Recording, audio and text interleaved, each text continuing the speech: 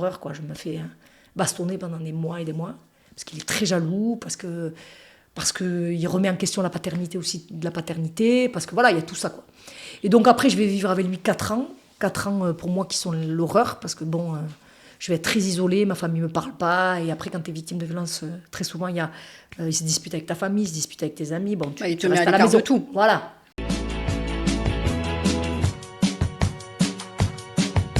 Ça va le coup. Allez, comme ça là. Heureuse, Steph, de te retrouver pour ce premier podcast. Yes. Qui aura pour objet de découvrir la vie en haute exigence. Yes. J'ai l'honneur, après que tu aies intégré la formation haute exigence, de ce qu'on travaille aujourd'hui ensemble. Tout à fait. Et on a décidé de proposer des discussions, des partages, pour faire découvrir la vie en haute exigence et plus spécialement la vie de Nadia El Bourhoumi. C'est exactement ça. Et justement, aujourd'hui, moi, j'avais vraiment envie qu'on te découvre, mais sur un autre visage. Pas forcément sur ton métier d'avocate, mais ce qui fait de toi qui tu es aujourd'hui. Derrière ta force, ta détermination, il y a une histoire. Celle d'une femme qui s'est reconstruite, qui a transformé ses épreuves en force. C'est ça qu'on veut comprendre ici. D'où vient cette résilience? Nadia El Bourhoumi, en vrai. Ah, ça fait plaisir une présentation comme ça. Alors, je dois dire que la résilience, ça ne s'auto-proclame pas. Ça se vit. Ouais. Et effectivement, c'est les autres qui me disent que je suis résiliente. Moi, la seule chose que j'ai faite, avec beaucoup d'humilité, c'est continuer à vivre. Mm-hmm. Et donc, en fait, j'ai vécu les choses comme elles sont venues, avec mon histoire, avec ma famille, avec mes parents, mes sœurs, mes frères. Et après, effectivement, au bout d'un certain nombre d'années, on se dit, bon, mais elle est peut-être résiliente. Après, ce qui me gêne dans le propos de la résilience, c'est l'acceptation de l'épreuve. Alors que moi, je ne suis pas du tout dans l'acceptation de l'épreuve. Je suis dans la transformation de l'épreuve. D'accord. Alors que l'acceptation de l'épreuve, pour moi, c'est quelque chose où on n'arrive pas à transformer. Mm-hmm. Et je ne suis pas en plus dans le déterminisme. Je ne considère pas que c'est comme ça, il y a des épreuves, point. Je dis, il y a des épreuves, on les dépasse, on essaie de les transformer. On essaye, même si parfois il y en a qui laissent des traces plus ou moins importantes. Mm-hmm. Mais le problème de la résilience, c'est qu'effectivement, c'est la fin de quelque chose. Alors que moi, j'ose espérer que je suis encore dans ce parcours-là. Et d'ailleurs, les derniers événements en sont encore la démonstration. Eh bien, tu me fais un pont extraordinaire. Justement, on va parler de ton parcours. Parce que tu as un parcours de vie hyper inspirant. En tous les cas, moi, il a été inspirant pour moi. Et moi, j'aimerais que tu nous racontes un petit peu ton histoire, depuis des débuts jusqu'à aujourd'hui. Ah bon? Mais c'est très long. Alors, en rapide, non? En rapide, okay, comme tu le sens. Alors, moi, je suis une jeune fille, je l'ai déjà dit. Hein, j'ai grandi à Toulouse. Je suis d'origine marocaine. Mes parents sont venus du Maroc. On est 10 enfants. La particularité, c'est que mes parents, ma mère était âgée de 17 ans et mon père avait 45 ans quand ils se sont mariés. Alors pourquoi je dis la particularité? Parce que c'est ce qui fait peut-être aussi que l'éducation, elle était différente. Ma mère était était malade des nerfs, je dis dans mon livre. Oui. Elle était malade des nerfs et mon père était quelqu'un qui, je pense aujourd'hui, avait l'âge avec une sagesse extraordinaire et qui fait que je suis un peu ce yin et ce yang, un peu folle, un peu, ouais, tu vois, un peu calme, un peu tout. Et c'est effectivement un peu l'histoire de mes parents. Après, je pense que d'avoir grandi dans une famille de 10 enfants où je suis la 9e, ça a autorisé des choses et ça a limité des choses. Alors moi, j'ai la chance d'avoir 6 sœurs et 3 frères. On est tous 10 fous. Vraiment, c'est-à-dire que mon mari il dit souvent il faut faire des thérapies familiales. Alors la folie, ça constitue tout, tu vois. Il y a des choses positives, il y a des choses négatives. Positif, c'est ce que nous a communiqué notre mère, à savoir la force de travail. Et c'est ta mère qui vous l'a communiqué? Non, ma mère, c'est un commissaire de police. C'est elle qui était en charge de l'éducation très dure. C'est un peu le rôle que j'occupe aujourd'hui avec Mohamed. Mm-hmm. Mais elle, avec toute son histoire personnelle qui est beaucoup plus difficile. Donc ma mère, c'était le commandant de police et mon père, c'était le méchant policier et le gentil policier. Ouais. D'accord. Et ma mère, c'est une femme qui est une grande travailleuse, c'est une femme qui a une ambition extraordinaire. Donc c'est quelqu'un qui a un rapport à l'argent aussi qui est fort. C'est ça aussi peut-être que je lui ressemble beaucoup. Et mon père, c'est quelqu'un qui est beaucoup plus doux, beaucoup plus orienté love, tu vois. Voilà. Donc on a eu la chance d'avoir les deux. Après, j'ai la chance aussi d'avoir eu, ce que je disais, 6 sœurs et 3 frères. Pourquoi la chance ? Parce qu'on a plus été éduqués finalement par nos sœurs. Moi, je suis la 9e. La 9e. Ma sœur, elle a 10 ans de différence avec moi. Donc, ma mère, elle a eu 9 enfants en 10 ans. Et après, on a un dernier qui a 4 ans de différence avec moi. D'accord. Et donc, mes sœurs m'ont élevée aussi. Alors, quand je pouvais faire la folle, parce que j'étais très, très rebelle. Ça n'a pas trop changé. Je me suis adoucie. Les coups, ça t'adoucit. Grande bouche aussi. Très grande bouche, c'est ma réputation dans ma famille. Donc, c'est vrai que l'autorégulation familiale, c'est ce que je dis très souvent pour les enfants. Je dis la collectivité, il y a l'autorégulation. Tu vois, si toi, l'adulte, tu es toujours en train de les protéger, la collectivité, ça... Mais moi, je l'ai vécu très tôt, la collectivité. Tu prends un coup là, tais-toi. Tu vois, tout le monde crie. Donc, j'ai la chance d'avoir grandi dans ce milieu-là. Et j'ai la chance aussi d'avoir un père qui est d'une droiture extraordinaire, paix à son âme, et qui nous a inculqué toutes ces règles, loyauté, valeurs, religion, tout ça. Mon père, c'était ça. C'était les valeurs. Alors que ma mère, c'était l'action. Ok. Voilà. Et donc après, voilà, j'ai grandi. Après, le problème, c'est que j'ai grandi dans une ville à Toulouse où mes parents, ils ont vécu très mal. Ma mère a vécu très mal le fait d'avoir beaucoup de filles. Et l'inquiétude, tu sais, je pense que c'est cette génération qui est arrivée en France avec le choc des cultures. Est-ce qu'ils vont être français, est-ce qu'ils vont être musulmans? La volonté de toujours maintenir, quitte à ce que ce soit extrêmement violent. Donc ma mère, elle a eu pour projet essentiellement de marier ses filles. Et donc, on a toutes été plus ou moins mariées selon les conditions qu'elle voulait, elle. Et en fonction de la rébellion de chacune, il y en a qui ont respecté le cadre, d'autres non. Moi, j'ai respecté le cadre. Et effectivement, mes parents, ils m'ont mariée quand j'avais 16 ans. Alors, je dis ils m'ont mariée, je sais que ça ne plaît pas, ce genre d'expression, et que dans ma famille, c'est mal vécu, parce que je n'étais pas dans la situation où je me suis opposée dans un deuxième temps. D'accord. Donc, c'est vrai que dans le cadre, dans ma famille, on dit t'as pas forcé, t'as voulu. Sauf que moi, je dis... Et c'est la question du libre arbitre. Bah oui. Est-ce qu'on est libre dans le libre arbitre ou est-ce que parce qu'il y a des facteurs cachés et ces facteurs cachés font que tu prends des décisions? Et moi, j'en ai discuté encore avec ma sœur là, qui relit mon livre, Messaouda, et qui me dit j'ai pas imaginé que tu pouvais vivre ça alors qu'on était tout le temps ensemble. Parce que nous, on marchait en binôme. Okay. Mais après, il y a des choses qui sont des non-dits. C'est-à-dire que, bon, tu te rends compte que toi, moi, j'étais au lycée, je faisais sport-études volleyball, parce que j'ai commencé le volleyball en 6e. Et quand j'ai intégré la seconde, j'ai fait un sport-études volley. Et après, j'ai commencé à avoir des libertés. Donc, j'avais des copines. Donc, je séchais les cours. Donc, j'ai été convoquée en conseil de discipline. Et quand j'ai été convoquée en conseil de discipline, je ne sais pas pourquoi encore aujourd'hui le motif. D'accord. C'est parce que j'étais trop, je pense, excitée. Je sais pas, je ne rendais pas les devoirs. D'accord. Et quand en fait, mon père il a été convoqué en conseil de discipline, il avait 74 ans, il s'est dit là, ça y est, Nadia, il faut la marier. Voilà. Parce qu'il y avait une autre sortie en plus, hein. Il y avait une autre possibilité, parce que ma sœur Messaouda, qui est juste au-dessus de moi, elle a étudié STAPS, et elle n'a pas été mariée. Donc c'était pas, tu vois, mes parents, ils avaient une priorité, c'était l'éducation, j'ai oublié de le dire, mon Dieu. J'ai eu la chance d'être élevée par des génies, moi. Mes parents, c'était l'école. Et même le mariage, l'école. La condition, quand on se marie, il fallait qu'on continue l'école. D'accord. Après, je pense qu'ils n'imaginaient pas que ce soit trop compliqué. Donc moi, alors un jour, effectivement, il y a ce monsieur qui va se présenter à la maison. Il va se présenter à la maison alors que je revenais, je me rappelle toute ma vie. J'avais gagné la Coupe de France 95. Il se présente avec ses parents à la maison. Et quand il se présente avec la maison, c'est des invités qu'on ne connaît pas. Dès qu'on arrive, nous, les invités, de toute façon, on ne les fréquente pas, on va dans la chambre. Et il se trouve qu'il y a une dame qui vient me voir et qui me dit « Oh, c'est toi, ma fille », etc. Et je me retrouve dans l'après-midi, fiancée, mariée, etc. Voilà. Je rigole pas. Ça a pris une demi-heure, il se retrouve avec moi dans la pièce, il me parle, il me dit t'es mignonne, pas t'es mignonne, et voilà. Et ils organisent le mariage. Donc j'ai 16 ans, et effectivement, je me dis peut-être au fond de moi, avec le recul, je réfléchis, et je me dis qu'avec le recul, j'ai eu peur de ce que je pouvais faire. Parce que je sais que j'ai toujours eu peur de mes excès. Parce que comme je suis quelqu'un qui va très vite, c'est pour ça que je ne joue pas, que je ne bois pas, bon, même si c'est interdit par la religion, mais je ne bois pas, je ne fais pas de jeu, je ne pratique pas des activités qui sont dans l'excès. Qui pourrait m'amener à l'excès. Parce que je connais mes limites et je sais que je suis excessive dans tout ce que je fais. Et donc là, j'ai accepté ce mariage, effectivement, en me disant que c'est peut-être la solution. Après, il était charmant, le garçon. Il n'est plus, mais il était charmant à l'époque.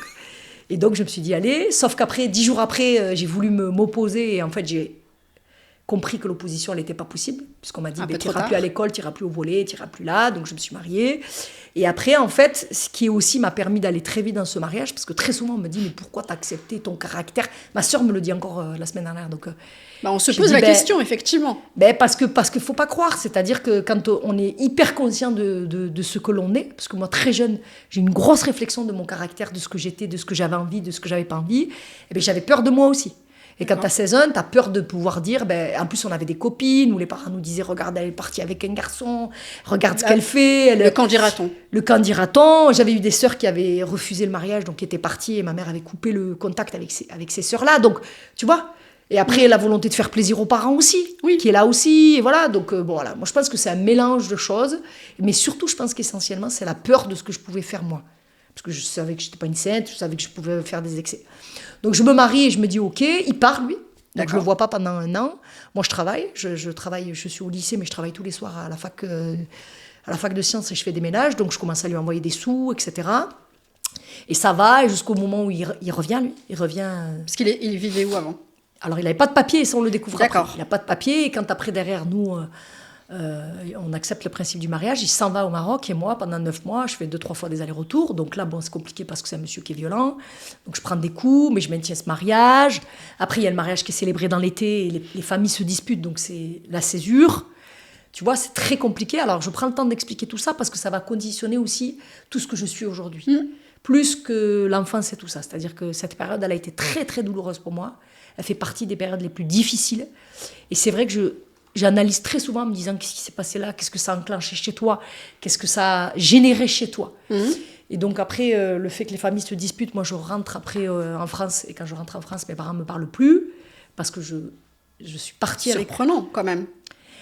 Aujourd'hui, je le comprends parce que mes parents ils m'avaient dit bon, mais c'est bon, on s'entend plus avec la famille, on rompt le mariage. Mais c'était le lendemain du mariage. D'accord. Donc tout est déjà ficelé.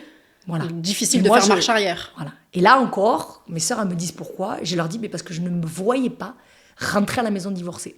Et surtout divorcée avec, je veux le dire de façon crue, des rapports sexuels, tout ça. J'envisageais pas, c'était pas possible chez moi.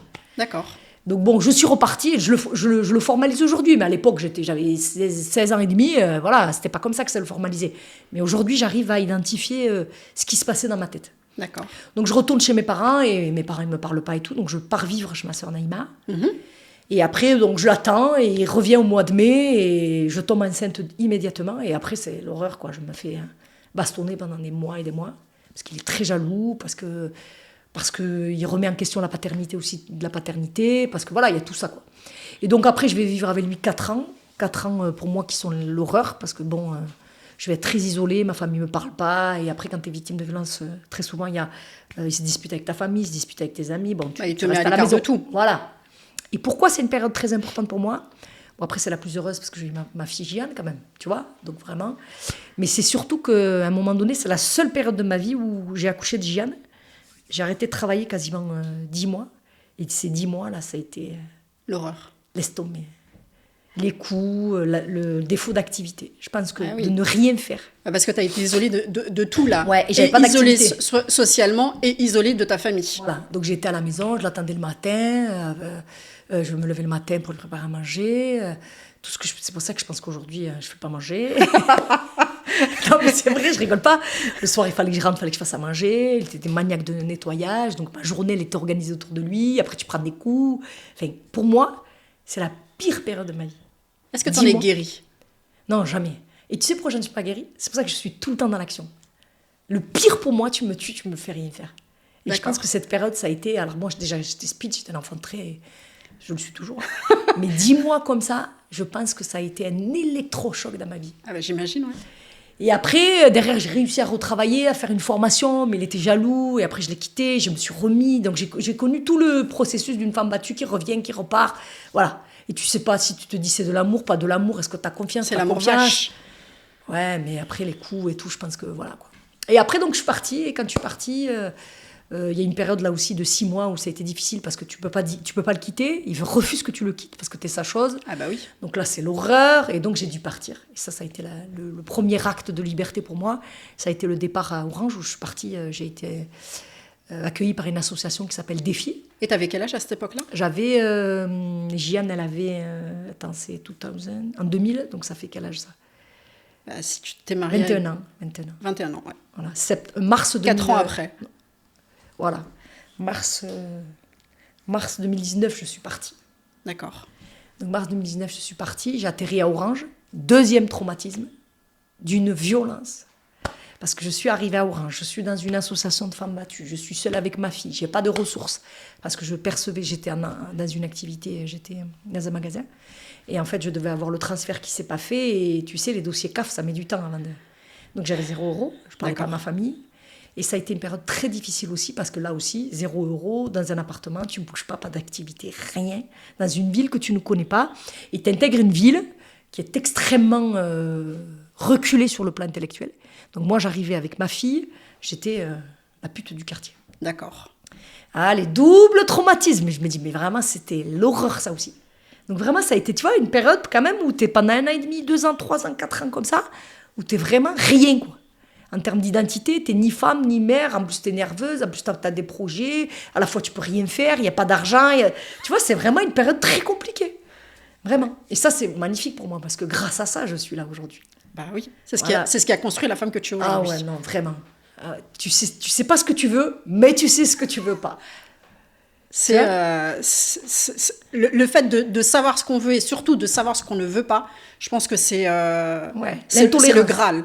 Ouais, parce que après c'est important de savoir où on va, parce qu'après on s'épuise à toujours être en défense, alors que quand on est dans la volonté, on est en attaque.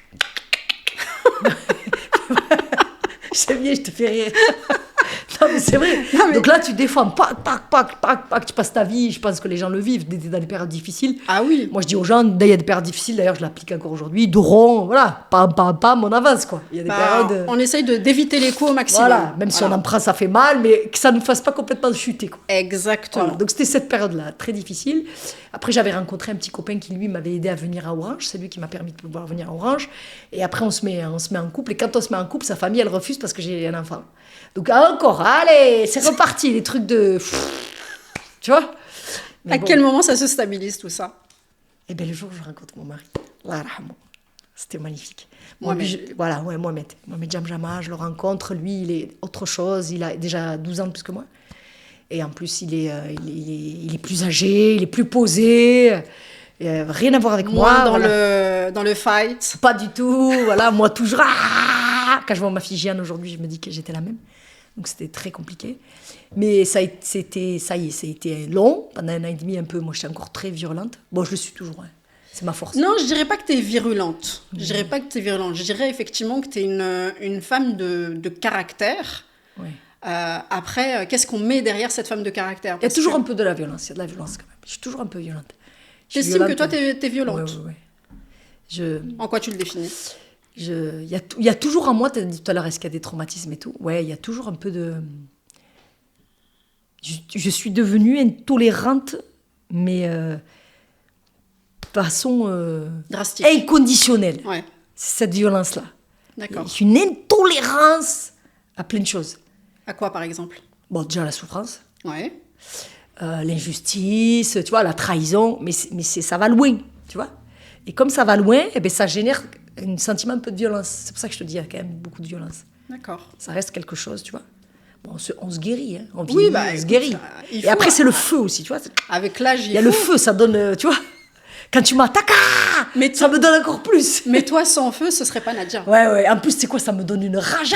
Des fois, j'ai envie de me zone de confort. Tu vois. Tu n'as pas de zone de confort. Ça n'existe pas chez toi. Ouais. Ça n'existe. Cette violence, elle est là quand même, tu vois. Non, ça n'existe pas. Ça fait combien de temps qu'on se connaît maintenant? Ça fait 1 an et demi à peu près. Ouais. Depuis, on s'est rencontrés... En décembre 2023. 2023, ouais, exactement, ouais. Donc ça fait même un peu plus. Alors, c'est pas beaucoup ça. Alors tu veux dire que je suis pas violente, moi? Qu'est-ce que tu dis? Non, moi je le vois pas comme, je te vois pas comme une femme violente. Okay. Je te vois comme une femme déterminée.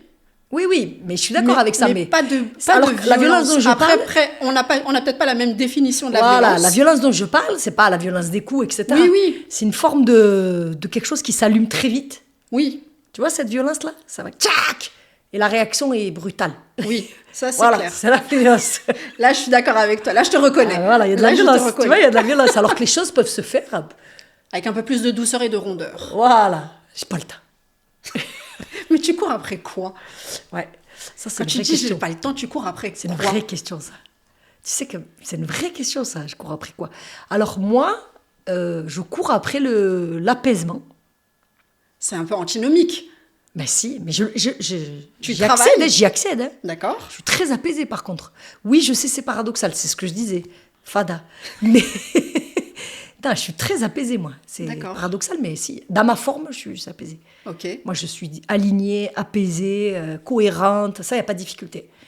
Aujourd'hui, moi, je suis plus dans le partage. Beaucoup. Parce que j'ai eu le sentiment que je me suis beaucoup battue pour sortir la tête de l'eau. Et je pense qu'aujourd'hui, ça y est, je suis à fond dans le partage. Et ce qui m'a manqué, je pense, c'est ça. C'est que moi, j'ai comme trait de caractère quand même... Moi, je trouve qu'une des valeurs essentielles, c'est la générosité. C'est le plus difficile, d'ailleurs. Et donc, je pense que les 20 dernières années, j'étais très égoïste parce qu'il fallait sortir la tête de l'eau. Tu vois ? Même si je pouvais faire des actes ponctuels de générosité, c'est pas ce que j'entends de la vie. Donc moi, aujourd'hui, j'ai une quête. C'est pour ça que je veux faire du coaching, c'est pour ça que je veux être en contact avec les gens, c'est pour ça que dans mon métier aussi, je donne beaucoup. Mais on me paye dans mon métier. Donc la générosité, elle est biaisée. Complètement. Voilà, même si il y en a qui te disent si, mon mari me dit, mais attends, c'est pas pareil en termes d'investissement. Non, parce que c'est le minimum. Les gens, ils payent un service, le minimum, c'est qu'on soit à 1000%. Donc j'ai envie aujourd'hui d'avoir une vie qui soit plus cohérente avec la notion de générosité et de partage. Et j'ai envie aussi, ça et l'éveil des consciences, voilà. Ouais.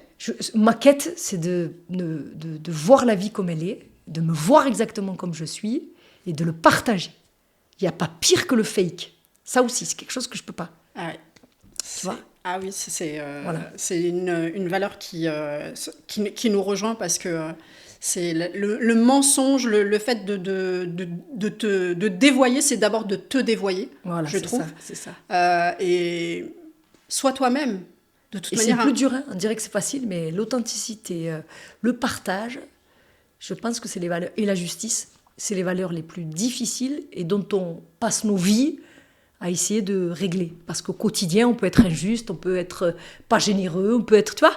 Et donc, arriver à faire une vie comme ça, c'est compliqué. Parce qu'il y a toujours le moi. Et donc, dépasser l'ego. Ça, j'arrive, tu vois. Même s'il y en a qui pensent que j'ai le boulard et tout. J'ai un ego où j'ai réglé les histoires. J'ai réglé plein d'histoires, ça y est. Ouais, non, moi, je te vois pas avec un ego surdimensionné. Après, voilà. Voilà, chacun nous voit. Voilà. Chacun te voit comme il a envie de te voir aussi. Et après, est-ce que c'est pas déjà arrogant de dire que j'ai pas d'ego ? Bon, voilà, on va pas faire de la philo, mais... Ouais, on a tous un ego, mais après, il Oui, y a des personnes qui ont un ego surdimensionné, et là, c'est compliqué à gérer. J'ai pas l'impression, en tous les cas, et même sur les réseaux sociaux et ce que tu diffuses, Enfin, voilà, on voit pas en toi un ego surdimensionné, mais tu n'as toujours pas répondu à ma question sur le fait de tu cours après quoi ? Ça, je cours qu'après ça aujourd'hui. Qu'après ça ? Je cours qu'après le fait de vraiment devenir un individu, je le dis toujours, mais équilibré, apaisé, et offrir l'apaisement et l'équilibre. Et accompli. Ça, c'est quelque chose... Toujours. Et l'accomplissement, ça passe par ça. Tu sais, je suis en train de rédiger un livre sur le temps, et pour moi, l'objectif final, c'est la félicité. C'est quoi la félicité ? C'est arriver à un état d'accomplissement. Et l'état d'accomplissement et la félicité, tu sais, c'est un peu dans la religion chrétienne, on dit on arrive au niveau le plus haut, où ça y est, on est heureux, etc. Et c'est vraiment, je trouve que le terme de félicité, il est parfait parce qu'il permet de pouvoir concilier l'intégralité des facettes qui sont les tiennes et ça t'est propre. Tu vois ? Ta félicité n'est pas la mienne, etc. Complètement. Et ça, est vraiment communiqué, quoi. Le partage à fond. D'accord. Et du coup, on arrive à... Qu'est-ce qui t'a poussé finalement à te tourner vers le droit après tout ce que tu as déjà traversé ? Alors, je disais sur mon parcours, j'ai rencontré Mohamed Jamjama qui a fait une maîtrise en droit. D'accord. Et donc, quand il fait une maîtrise en droit, je le rencontre, j'ai plein de projets. Bon, il faut faire la belle, parce que lui, il est diplômé et tout. Toi, tu dis, moi, je veux faire ça, je veux faire ça, je veux faire ça. Et moi, je lui disais, je veux être policier. Je pensais qu'à des trucs, je veux faire un BTS, parce que j'avais pas de bac. D'accord. Il me dit, mais non, et tout, tu devrais essayer déjà de faire l'équivalence en droit. L'équivalence du bac. Du bac. Donc, c'est là où j'ai passé, il m'a inscrit au diplôme d'accès aux études universitaires que j'ai eu. Et déjà, c'était un premier rendez-vous avec moi, avec les études et avec moi. Mais, tu sais, moi, par contre, je t'ai dit, mais j'ai toujours été très sensible à la connaissance, au savoir. Ça a toujours été quelque chose. Quand je faisais des prières, quand j'étais petite, on avait un buisson en bas de chez nous, là, en bas de l'immeuble. Et je me retrouvais toute seule comme ça. Je devais avoir 4-5 ans. Et je disais, s'il te plaît, fasse que je réussisse, que je fasse des études et tout. Alors qu'il n'y avait pas d'études, c'était pas dans notre truc. Mais tu vois, j'étais quand même sensible à ça. Parce que je pense que nos parents, ils nous ont toujours dit étudier. Même si le bac, c'était le Graal. Oui. Il y avait toujours ça. Et donc, je faisais toujours. Je disais, je disais toujours les études et l'argent. On va pas mentir. Le manque qui fait que bon, l'argent, il était toujours là. Quand tu galères, tu sais, j'avais la folie des grandeurs, moi, voilà. Et donc, en fait, quand j'ai fait le DAU, ça a été la première fois où j'ai tenu un stylo, une feuille, j'avais une trousse, j'avais jamais de trousse à l'école, moi, j'avais une feuille comme ça, j'étais insupportable. Et donc j'avais une trousse, j'avais un papier et j'écoutais. C'est la première fois de ma vie que j'ai fait ça, donc c'est pas mal. Et j'ai beaucoup aimé, mais c'était hyper frustrant pour moi parce que c'était encore un niveau bas pour moi. Ça a pas poussé mes capacités, tu vois. Tu trouvais que c'était en deçà en fait de ce que tu étais en capacité. Ouais, je m'emmerdais un peu et tout. Et j'étais enceinte de Camilla. C'était l'année où je suis tombée enceinte de Camilla. Et donc j'ai fait toute ma grossesse d'AU, j'ai fait ma grossesse. Je l'ai eue, mais c'était pas, tu vois. C'était pas assez. Ouais, il n'y a pas de sensation. Il n'y a pas de sensation comme j'ai ressenti à la fac de droit. À la fac de droit, écoute-moi. Voilà. Donc après, qu'est-ce que tu fais Je devais faire de BTS, tout ça. Et mon mari m'a dit, c'est mort, tu vas en droit. J'ai dit, mais ça va pas à la tête. Je ne savais même pas que ça existait, droit, moi. Ah bon? Droit, mais laisse tomber. Moi, j'ai grandi vraiment. Il me disait droit et tout. J'ai dit, mais qu'est-ce qu'on fait, droit? Rien, je ne savais pas. Donc, il m'a inscrit en droit. Ouais. Moi, je ne voulais pas aller en droit. Et je voulais aller en droit. J'ai dit, OK, en droit que si c'est en cours du soir. Parce que le DAU, c'était en cours du soir. Oui. D'accord. Donc, je lui dis ça et tout. Il me dit, OK, bon, c'est bon. Parce que moi, je ne voulais pas aller, tu vois. C'était trop complexé, ouais, c'est pas possible. J'avais 2 enfants, j'ai accouché pendant le DAU et tout. Non, c'est mort. Et je trouve que c'est l'année où le supprime à Avignon. C'est pas incroyable. Mais ça, je te dis pas, moi, il n'y a pas de hasard. Hein. Ah, bah ça, c'est sûr. Donc, il me dit, c'est pas grave, tu t'inscris à la fac et tout. Je dis, tu crois et tout. Il m'a dit, ouais, je t'inscris et tout. OK. Qu'est-ce qu'il avait vu en toi? De suite, il m'a dit, toi, t'es le cerveau. Moi, je suis un cerveau. Hein. Moi, je vais pas me la péter, mais je suis un cerveau, là. Et je suis fan du cerveau. Et je pense que si t'étais né maintenant, on t'aurait dit TDAH ou HPI. Ouais, bon, encore ça, c'est des catégories, ça. Oui, c'est des catégories, ouais, mais bon, en tout cas, moi, à l'époque, on disait que j'étais pénible, et maintenant, on dit, ah, peut-être qu'elle est intelligente. Ah, peut-être. Tu sais que quand je suis allée au conseil de discipline, je sais pas ce qu'ils m'ont reproché. Alors que s'ils avaient pris le temps, ils auraient dit, celle-là, quand même, elle taffe jamais. Ça reste, hein. Je vais encore passer devant un conseil de discipline, là. Oui, ça. Donc, tu sais, ça ravive des choses, là. D'ailleurs, je leur ai dit que j'avais pas 12 ans, quoi. Que j'étais grand-mère aujourd'hui, que j'avais 46 ans, et que c'était très difficile pour moi qu'on me parle comme si j'avais 12 ans, quoi. L'infantilisation, c'est insupportable. Ouais. C'est clair. Ben oui, c'est très douloureux. Attends, le conseil de discipline, c'est parce qu'on te reproche. Moi, je suis une femme de justice, oh. Je sais pas aujourd'hui encore. Et tu sais ce que j'ai eu comme sanction? Quoi? 10 heures de séance de psy. Oui, c'est vrai. Attends, ils te disent t'es malade en fait. Et quand je suis allée chez le psy... Parce que t'es pas dans la norme. Parce que tu réponds pas aux normes en fait de l'époque dans laquelle on était. On a 1 an de différence. Je suis plus vieille que toi d'une année. Respect, please. J'adore.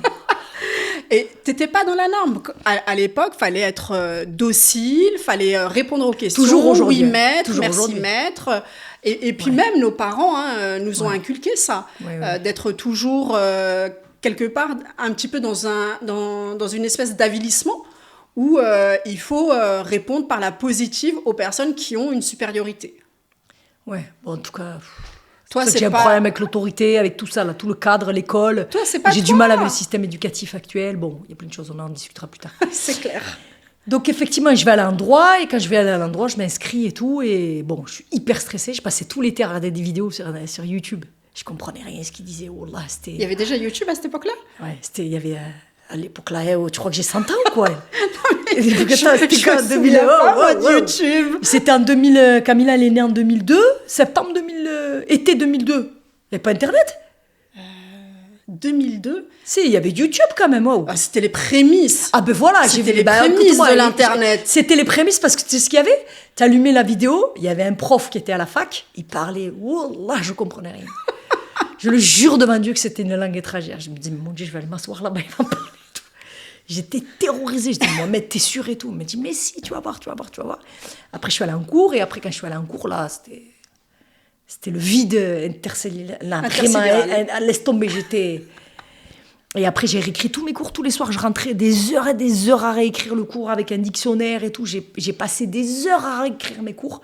Et en fait, à les traduire, quoi. Bah, oui. Littéralement. Et en plus, tu sais, nous, la matière juridique, mais par contre, je tombe amoureuse du droit. La matière juridique, tu sais, c'est une matière qui est très particulière, c'est un peu comme les sciences, c'est-à-dire que t'as un champ lexical, t'as des termes qui sont adaptés à la matière. C'est une science, quoi. Et donc, c'est intéressant parce que ça a ravivé chez moi l'obligation d'aller chercher, tu vois. Ah bah... Travailler la mémoire et le challenge, parce que ce nez, il n'est pas simplement long. Il sert à quelque chose, il y a la fierté. Donc, j'avais le challenge de... Mais ça m'a demandé des heures de travail, je faisais des nuits blanches à répétition pour essayer de réécrire, pour arriver au cours, pour que quand il me parle, le prof, je comprenne quelque chose, et qu'après retranscrire le cours, ça a demandé des heures et des heures de travail. Par contre, après, le premier trimestre, je l'ai validé. Le premier semestre, je l'ai validé. Mais je suis très frustrée parce que je l'avais validé. Parce qu'en fait, je comprenais tout. Mais j'arrivais pas, j'avais jamais fait de rédaction, j'avais jamais écrit, je faisais beaucoup de fautes d'orthographe, le français, bon, beaucoup. Et en fait, j'avais eu que 11 de moyenne. Et c'était pour toi une déception? Laisse tomber, j'étais trop énervée parce que je comprenais que c'est moi qui expliquais à mes copines. On allait au flunch avec mes copines, je les ai vues encore une fois. Et moi, je leur traduisais parce que je vulgarisais tout le temps. Je ne pouvais pas utiliser les termes. Ce que donc, tu je leur dis, tu vois, sur le les truc. réseaux. Exactement, tout le temps, je vulgarise, moi. Je dis, tu vois, tu comprends, en fait, tu prends la situation et tout. Mais par contre, elles avaient eu des super notes et moi, j'avais eu 11. Et là, je te dis même pas les nerfs. Ça fait partie, tu vois, la violence. Et mon mari me disait, c'est très bien, tu te rends pas compte, parce qu'en fait, il te dit, vas-y, mais il se dit, merde, si elle rate, qu'est-ce qu'on fait? Oui. Et je pense que même lui, il a été surpris que j'ai ces notes-là. Parce qu'il me disait, mais tu crois que tu vas tenir à ce rythme et tout? Parce que c'est vrai, c'est la première fois de ma vie que je suis dans un effort continu. Un effort continu et sur le plan, effectivement, de l'éducation, enfin, de tes cours, et sur le plan personnel. Oui, c'est la première fois qu'il y a un effort qui est continu. Moi, mis à part le volleyball où j'étais une malade mentale, j'ai jamais fait d'effort scolaire, rien. J'avais jamais lu de livre, jamais écrit, j'ai pas de trou, j'ai pas de stylo, rien. Et là, il me disait, attention, le rythme que t'as, tu vas pas tenir, tu vois. Je me rappelle à la maison, si je faisais pas le ménage et tout, c'était hell. C'était Bagdad. Non, mais tu sais, j'étudiais tout le temps. C'était chaud, quoi. Et quand j'ai eu 11, je pense que tout le monde a été surpris. Ouais, et tout le monde m'a félicité outre mesure. Bien sûr. Non, moi, j'étais pas contente. Tu vois, c'est ça la différence aussi. Et après, tu t'attendais à quoi? Attends, j'ai eu le deuxième semestre, je te dis pas, je crois que j'ai été deuxième de l'amphi. J'ai enchaîné, et c'est là où j'ai mis toutes les pratiques, tu sais, sur le cerveau, etc. C'est là où vraiment je me suis dit, attends, comment tu vas faire toi? Comment elles font elles? Parce que les filles, moi j'étais avec des copines, écoute-moi, c'était un truc de malade comme j'étais complexée. J'étais avec des copines, elles avaient tous mention très bien au bac. Mes copines, elles le savent. Julie, Nathalie et Fanny, d'ailleurs que j'ai encore des contacts avec elles. J'ai été complexée. Et j'ai eu la chance d'avoir mes copines qui étaient là, elles, les quatre. Qui t'ont décomplexée. Ouais, et qui m'ont renvoyé une image de moi en me disant c'est génial ce que tu arrives à faire, tes mères et tout, parce que le soir que tu vas faire un petit peu avec les gosses, elles allaient boire un verre et tout, tu vois. Oui. Et j'ai eu la chance d'avoir ces filles-là qui m'ont décomplexée et qui m'ont valorisée aussi, tu vois. Parce que tu as vu, la section droit, c'est compliqué. Hein. Ah, c'est très compliqué. Très guindé. Tout ce que je ne suis pas. C'est oui. Que je transporte encore dans mon métier. Mais c'était voilà, tu vois. Moi, j'étais une sauvage. Une façon de parler, enfin tout, quoi. Ce que je suis, quoi. Ce que j'adore, ce que je suis aujourd'hui. Mais à l'époque, c'était problématique. Et j'ai eu la chance d'avoir ces filles qui m'ont permis de pouvoir avancer en me disant, t'es dans le vrai, quoi. Et donc, après, j'ai eu ma première année. Et après, c'est parti, quoi. Après, ça y est, je suis tombée amoureuse de... J'adore la matière juridique. J'adore beaucoup, j'adore encore aujourd'hui la matière juridique. Je trouve que c'est passionnant, je trouve que c'est exaltant, ça te pousse. Toujours, je suis passionnée, moi. D'accord. Vraiment, les apprentissages, de toute façon, dès qu'il s'agit d'apprendre, et je trouve que le droit, les situations, elles amènent les techniques, tu vois, tu peux faire... Chaque situation est différente. Ouais, mais je pourrais être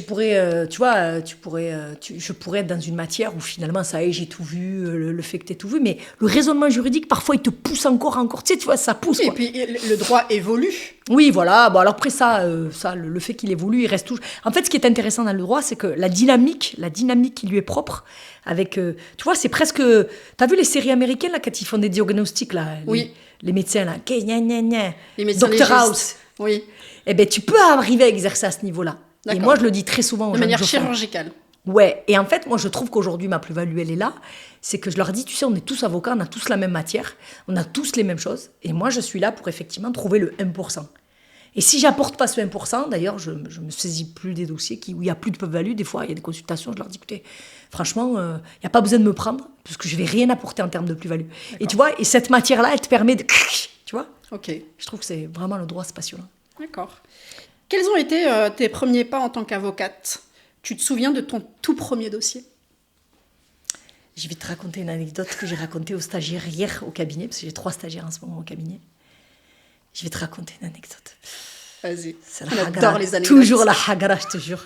Non, mais c'est des anecdotes qui font que ce que tu es aussi, que je suis toujours en colère aussi, tu vois. J'étais allée au pré-capa. Le pré-capa, c'est, tu sais, tu prépares le concours d'avocat. Voilà, qui se prépare à la maîtrise ou au master. Et moi, je l'ai préparé à la maîtrise. Il faut savoir que Mohamed est décédé début maîtrise. D'accord. Et que moi, j'ai quand même passé le concours d'avocat que j'ai eu en étant major, en étant veuve et en ayant 2 enfants. Je le dis parce que c'est important. puisque dans le cadre de la préparation de ce concours, il y avait les notes de synthèse. Et les notes de synthèse, tu fais la synthèse. Moi, je sais pas faire la synthèse. Et je disais aux petits, parce qu'ils passent le concours, les petits que j'ai là, je leur ai dit, vous savez, moi, j'ai eu 21 fois 5. Ils me disent, comment ? J'ai dit, en fait, je rendais les copies, et moi, tu sais, en plus, je faisais partie de ces élèves qui avaient toujours des bonnes notes. Et d'ailleurs, mon prof qui était venu me voir en me disant, qu'est-ce qui se passe en note de synthèse ? C'est pas possible, vous avez des 5. Je leur ai dit, j'y arrive pas avec ce prof, je ne donnerai pas le nom. Mais à chaque fois que je fais, il me met 5. Et en plus, il me rend la copie, il me dit, c'est mieux. Sauf 5. J'ai eu 21 fois 5. Pourquoi je dis 21 fois ? Parce que dans le cadre de la préparation, j'ai eu 20 copies de sec. Ouais. Et le jour du concours, j'ai eu 5. J'ai réussi à être major. D'accord. Petite anecdote fantastique. J'ai le concours, je fais ma vie, je travaille, etc. Et j'arrive la première fois devant qui ? Ce prof qui est juge d'instruction. Oh punaise. C'est, je crois, 10 jours après que j'ai prêté serment. J'arrive et tout, je dis bonjour, parce que mon maître de stage qui était maître Billet me dit, il te forme, la formation c'était vous dites bonjour, collaboratrice maître Billet, je viens assister monsieur Untel. Donc je fais ça. Je descends, parce que je devais récupérer je sais pas quoi des papiers, et j'arrive à l'ordre et on me dit, qu'est-ce qui s'est passé avec le magistrat ? Il nous a téléphoné pour savoir si t'étais avocat. T'es pas sérieuse. Je t'assure, j'en parlais encore avec la secrétaire de l'ordre. En fait, il était surpris que tu... Il m'avait mis 5 et il savait qu'il m'avait mis 5. Surpris que tu sois avocat. Il s'est dit, c'est pas possible. Pour te dire, j'avais mis la robe et tout. Hein, donc il s'est dit, l'autre, elle est venue pour m'embêter. Hein, vraiment. Et je suis montée et je lui ai dit, tu vois, et je lui ai dit, voilà mes premiers pas. Je suis rentrée, je dis, eh oui, je suis maître Albert Romier, malgré le 5 que vous m'avez mis 21 fois. C'est ça les débuts de ce métier. Et ça n'a été que ça. Tout le temps. À chaque fois où j'allais, il fallait pousser la porte, tout le temps. Tout le temps, je suis allée en garde à vue, j'ai eu un incident, c'était dans la presse. Il y a un commandant de police qui écrit, parce que je fais scandale, parce qu'on ne me le présente pas. Je me présente le soir à 6h, on me dit il n'est pas là, rentrez chez vous. Je me présente le lendemain à 6h du matin, parce qu'il faut se lever tôt pour me faire taire. On va pas faire des... On va éviter. Et j'arrive à 6h, ils me font galérer encore, et ils me disent à 8h30, il est au palais. J'ai fait scandale. Il fait nos notes, et il dit, nous avons une jeune fille dont le public qu'on a l'habitude, qui a le verbe haut, bon, il dit que je suis une racaille, quoi. Et il croit qu'effectivement... Encore aujourd'hui. Oui. Bon, je n'ai plus besoin aujourd'hui, parce que la chance que tu as, c'est que tu es connu, tu es craint, donc bonjour. Ça ne veut pas dire qu'ils n'en passent pas moins. Mais au moins, la forme est là. Mais à l'époque, effectivement, j'ai passé ma vie à lutter, moi. Moi, je lutte. Voilà. Donc, mes débuts, très douloureux. Un incident tous les 2 jours. Et la chance, c'est d'avoir eu un patron qui était maître Billet, qui à chaque fois qu'il y avait un incident, il me disait, qu'est-ce qui s'est passé ? Je racontais, il me dit, je vais faire un courrier. Donc à chaque fois, il me faisait confiance sur mes interventions. Tu as quand même eu dans ta vie, finalement, chaque fois, un homme, à part le premier. Oui, toujours. Mon père, Mohamed, après il y a eu maître Billet à qui je serai éternellement reconnaissante, et après j'ai rencontré aussi... mon autre, qui a été mon associé 10 ans, je ne citerai pas le nom. Oui, toujours. Toujours eu un homme qui t'a... Moi, j'ai pas de problème avec les hommes. Hein. Bah, t'es aussi très masculine. Ah là, hein? C'est la gare. J'ai rêvé d'être une femme, homme. Tu le sais que j'ai toujours rêvé d'être homme. Maintenant, ça y est, j'ai réglé le problème, mais pendant longtemps, j'ai voulu être homme. Et qu'est-ce qui t'a fait changer, ou qu'est-ce qui t'a fait plutôt accepter la femme, finalement, qui dormait? Mais parce qu'en fait, on peut être femme en ayant la force de l'homme. Bah, tout simplement. Aussi. Voilà. Oui, mais après, je pense que c'est l'éducation. Ma mère nous a tellement dit que les hommes, ils étaient mieux, plus beaux, tellement gentils, intelligents, même s'ils faisaient rien, que je pense que tu te construis avec l'idée que l'homme est un pouvoir. Et encore aujourd'hui, c'est difficile d'être femme, hein. On est d'accord. Ah, c'est un travail de longue haleine. Moi, je souffre d'être une femme, je souffre d'être arabe, je souffre d'être musulmane. Je souffre d'être ce que je suis. Enfin, on te rappelle tous les jours. Mais je pense que être femme, c'est un problème. C'est un gros problème. C'est un gros problème dans la société dans laquelle on est aujourd'hui. Oui, c'est un gros problème. Voilà, ça, c'est une évidence. Je pense que c'est tellement plus simple quand t'es un homme, la vie. Après, c'est aussi l'éducation qui fait qu'on leur a beaucoup simplifié la vie. Et si je peux faire une digression, c'est aussi ce qui fait aujourd'hui des hommes-femmes. Ouais. On va pas rentrer dans ce sujet parce que tu as compris qu'on n'était pas autorisé. La liberté d'expression, elle se limite à des choses. Mais on est en podcast. Il y a un vrai problème de société. On est en podcast, il y a un vrai problème de société. Après, moi, je considère, je vais te dire, qu'on laisse pas la place à l'homme. C'est-à-dire qu'à chaque fois, on va dans la polarisation, donc on va tout ou rien. Tout pour les femmes, tout pour les hommes. Alors qu'il faut un juste équilibre. Tu vois, je t'ai dit... oui, complètement. Tu m'as dit, tu cours après quoi ? L'équilibre. Et c'est tout ce qui n'est pas aujourd'hui. Ah non. Et donc, en fait, après, ce qui est bien, c'est que toute révolution est précédée d'une confusion. Donc, je pense qu'on est dans une période de confusion et qu'effectivement, tout se mêle. Mais voilà, j'ai rêvé être homme. J'ai la place de l'homme. Moi, j'ai la chance d'avoir un mari fantastique qui est à sa place. Je suis féministe. Oui. Mais pas au sens dans lequel on l'utilise aujourd'hui. Mais c'est Surtout compliqué. Pas.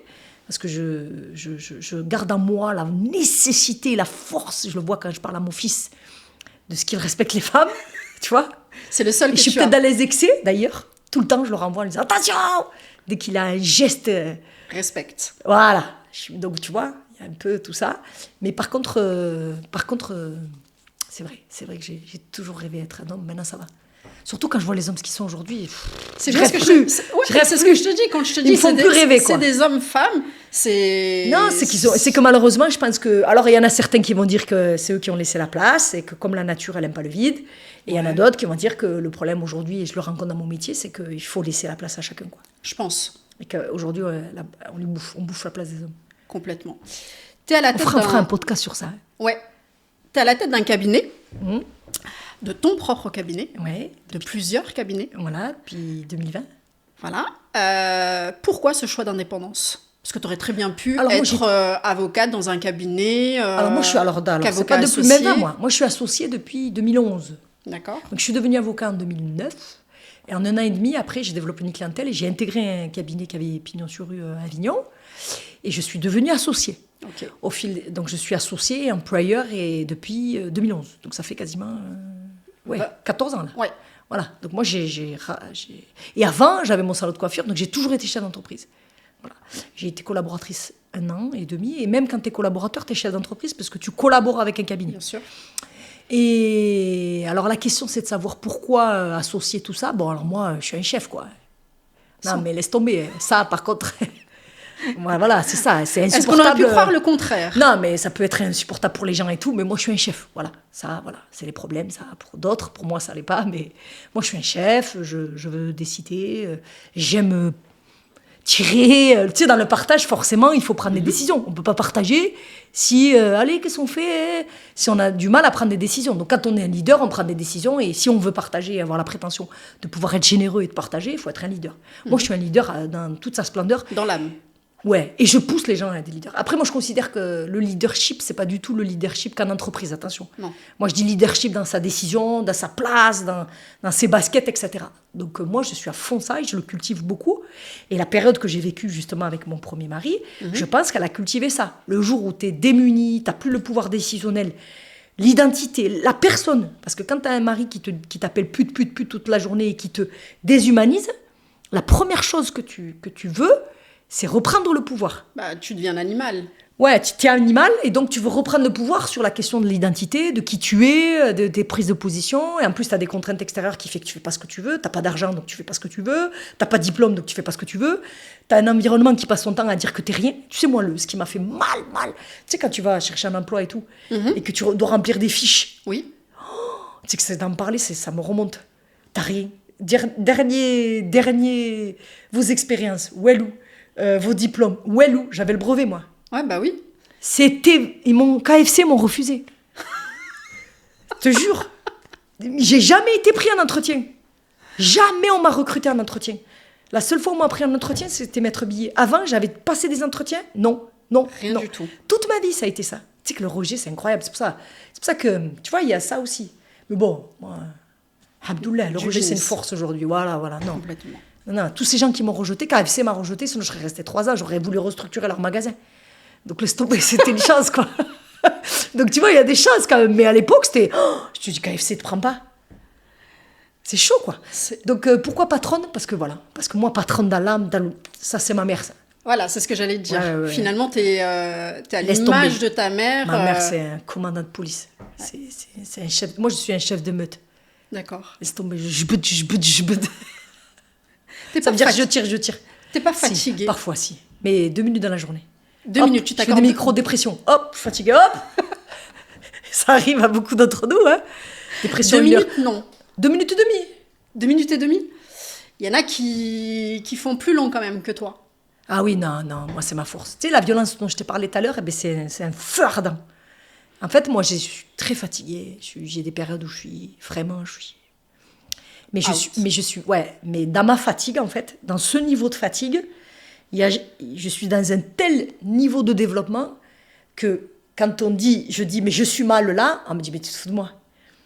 Parce que comme je suis dans une croissance, je cultive la croissance, le développement, c'est mon sacerdoce, ça. Tu as un générateur à l'intérieur de toi. Laisse tomber. Violence, feu, amour, love, c'est pour ça que c'est paradoxal. Bah oui, complètement. Tu vois, c'est nucléaire le machin. Et ben en fait, quand tu leur dis aux gens, mais là je suis crevé, tu vois, il m'arrive ça. Ils comprennent pas les gens. Bah et non, en fait, c'est des strates. Bah oui, on peut pas comprendre quand on a l'habitude effectivement d'avoir en face de soi quelqu'un qui ne baisse jamais les bras. Ça, c'est insupportable. Tu sais que les gens, ils me renvoient beaucoup l'image. Ça, je suis insupportable. Et je pense que, tu sais, moi, soit on m'adore, soit on me déteste. Il n'y a pas d'entre-deux. Il y a pas... je m'en fous. J'aimerais bien qu'on s'en foute de Nadia. Ouais. Eh bien, le problème, c'est que les gens qui me détestent, c'est les mêmes raisons que les gens qui m'adorent. Oui. C'est la même... Elle est comme ça, ben, c'est pareil, en fait. Sauf qu'après, ça renvoie à l'image de l'autre. Et l'autre, si... Dans ses angoisses à lui, je représente une angoisse ou une menace et il me déteste. Alors que si l'autre, ça représente au contraire une intention ou une volonté, eh ben, on m'adore. Voilà, c'est ça. Ouais. Et donc, en fait, moi, je pense qu'à force de rejet, eh ben, je me suis développée comme un feu ardent, tu vois, comme un volcan. Voilà. Et t'as pas peur qu'à un moment donné, ce feu ardent, il s'éteigne ? Jamais. Mais pourquoi ça ? Il y a tellement de choses à faire. C'est Tu sais, moi, j'ai jamais. l'humilité, il y a trop de choses à faire. Il y a trop de choses à faire, il y a trop de choses à en prendre, il y a trop de gens à rencontrer. Il y a... Comment ? Se fatigue de quoi ? C'est pas possible, ça. Il y a que les... Non, mais c'est pas possible, ça. Non, c'est pas possible parce que moi, je crois en Allah subhanahu wa ta'ala et je suis une privilégiée, moi. Tu sais, t'as parlé d'épreuves et tout, ça me fait sourire, comme on le dit. Tu sais que j'ai mis du temps à comprendre que j'avais vécu des épreuves. C'est les gens qui m'ont dit que j'avais vécu des épreuves. Je le dis sincèrement. Toi, tu les as vécues, mais normal, quoi. On avance, quoi. Oui. C'est comme si il y avait un marathon et tu me dis, t'as vu, tu t'es cassé la cheville, là. Ben ouais, c'est le principe du marathon, quoi. Et en fait, moi, très tard, comment t'expliquer ? C'est vrai, c'est bizarre. Mais encore aujourd'hui, ça m'étonne toujours quand on me dit les épreuves que tu as vécues, c'est inspirant. Je trouve que c'est une phrase qui est inadaptée. Non, elle n'est pas forcément inadaptée. Je pense que quelque part, est-ce que toi aussi, tu n'as pas fait quelque part un déni de tout ça ? Non, parce que tu dis à chaque fois j'avance. Ouais. Mais à un moment donné, ces traumatismes chez une personne normalement constituée, d'accord ? Non, qui n'est pas en cours de développement. Ou qui n'est pas en cours de développement, bah, ça revient. À un moment donné, ça revient comme un revers de boomerang. Et du coup, tu te dis waouh. Non, mais alors je vais terminer mon propos. Je dis pas que avoir été victime de violence c'est pas compliqué, de perdre un mari d'un cancer c'est pas compliqué, de manquer d'argent, tout ça. Je dis pas. Je dis juste que tu sais, il n'y a pas de degré dans la tristesse, il y a pas de degré dans la souffrance. Non. Hein ? Il y a Ça, pas. c'est. Par contre, il y a des degrés dans les malheurs. Oui. Faut pas déconner quand même, tu vois. J'ai pas perdu d'enfant. Voilà.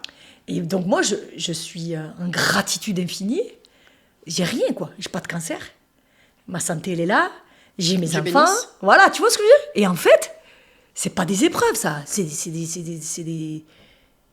des arrêts, c'est des virages, tu vois ? Ouais. Et si je suis très étonnée quand on me dit « Ah, parcours respirant, elle a vécu des épreuves. » Ah non, les gars, faut aller en cancérologie, hein. Faut aller en cancérologie et se réveiller le matin. Moi, j'ai fait 1 an de cancérologie. J'ai accompagné mon mari par la cancérologie pendant 1 an, puisqu'on a eu 1 semaine quasiment tous les 1 mois et demi à la maison. Tout le reste, on était en cancérologie, puisqu'il a eu un cancer qui, pendant 1 an, a été foudroyant. Et moi, j'étais l'accompagnant, tu vois. Et quand j'étais avec lui, les gens, ils étaient seuls. Et le matin, j'étais réveillée par la chambre d'à côté où le monsieur, quand il toussait, il avait un cancer du poumon et la plaie osseuse. Voilà. Moi, j'ai vécu ça 1 an et je ne peux pas aujourd'hui venir légitimement dire « Oh, c'est dur, ça ». Toi, oui, mais d'autres personnes qui ne l'ont pas vécu et qui voient effectivement par où tu es passé et qui n'ont pas vécu les épreuves que tu as vécues, peuvent légitimement se dire eux, ils se sentent... tu es inspirante parce que tu as vécu tout ce que tu as vécu. Mais moi, ce qui me construit aussi, c'est la gratitude infinie. Allah subhanahu wa ta'ala, il m'a tout donné.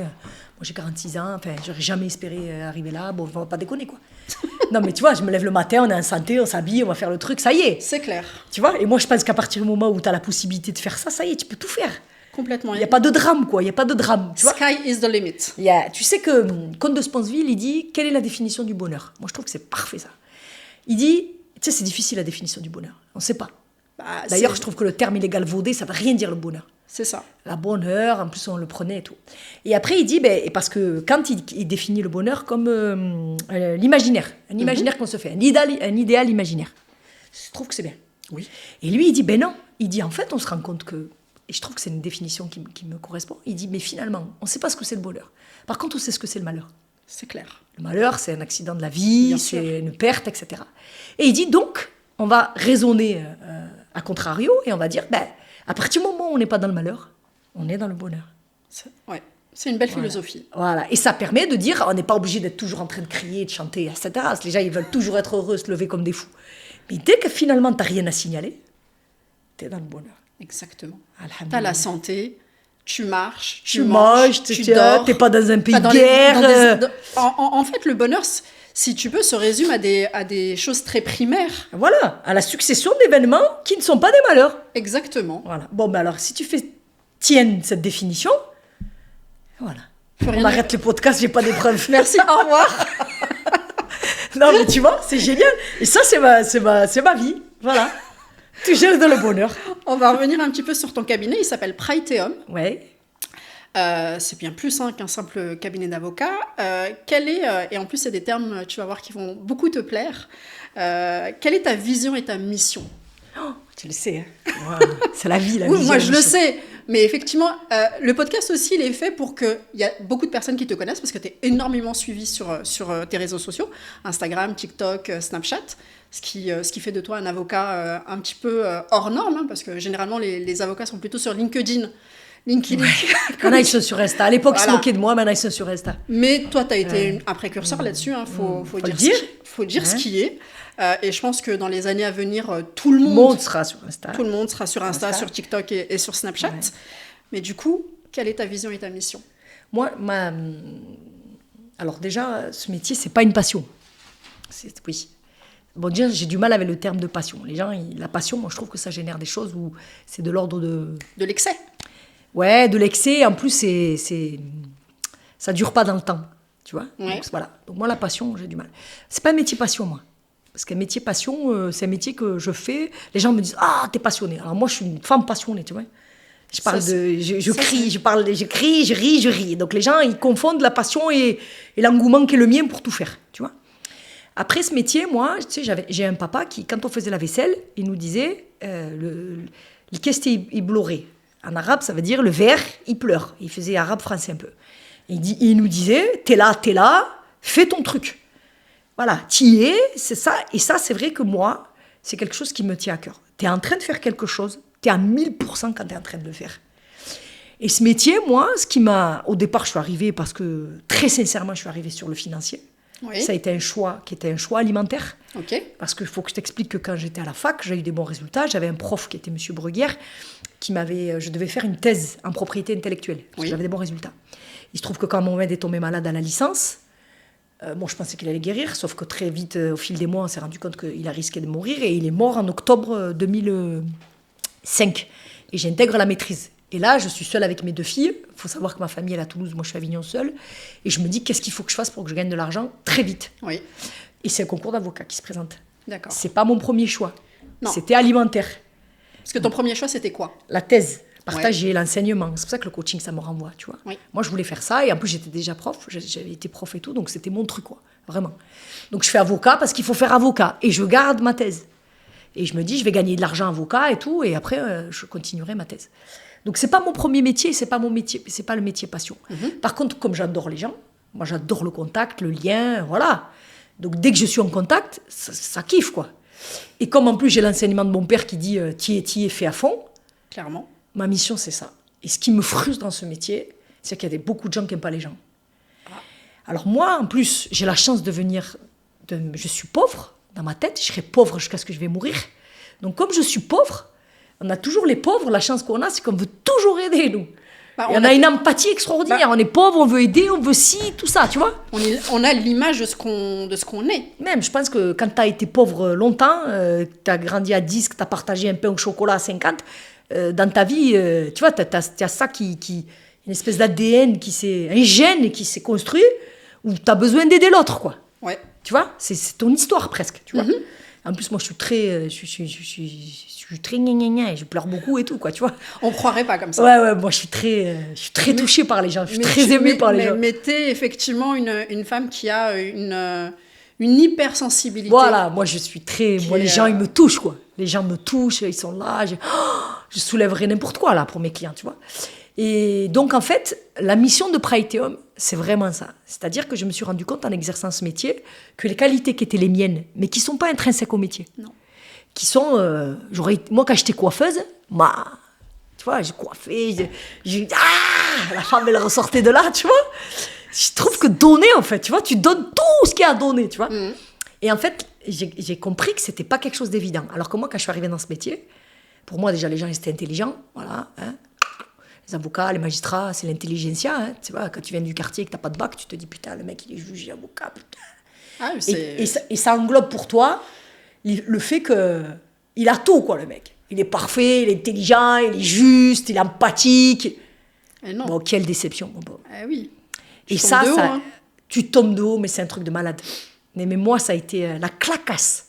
Et je pense que cette claque, elle a renforcé... Et ça a donné du sens à mon métier. Qui, au-delà du financier, c'est vraiment trouver des solutions aux gens. Apaiser les gens, quoi. Parce que tu arrives dans ce métier à apaiser les gens. Moi, quand j'ai des gens qui me disent « S'il te plaît », tu sais, on arrive à un stade où moi, je les appelle, je raccroche, j'ai reçu un texto ce matin, je fais une consulte. « Oh, tes mots, qu'est-ce que ça me fait du bien, c'est bon, je vais passer ma journée. » C'est con, hein. Ben oui.